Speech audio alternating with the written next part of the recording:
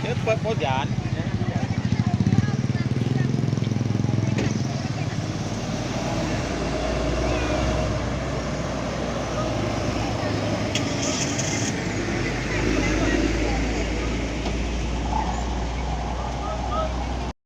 Assalamualaikum warahmatullahi wabarakatuh.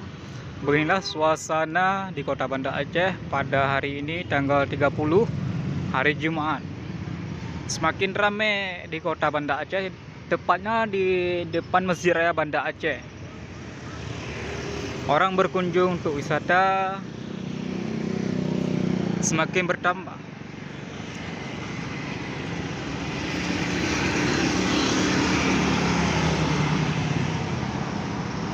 Inilah banyak mobil-mobil orang pariwisata ya.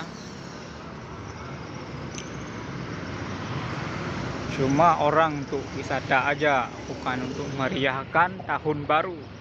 Di sini dilarang untuk meriahkan tahun baru di Kota Banda Aceh.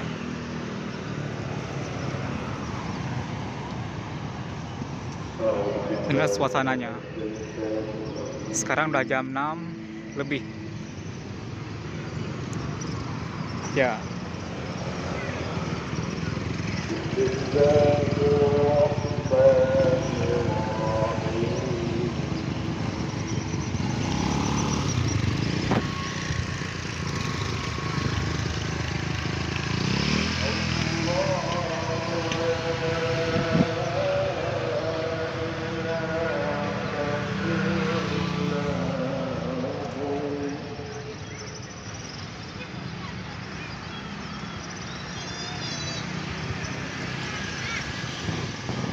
Dan banyak juga orang yang untuk berwisata ke menara masjid.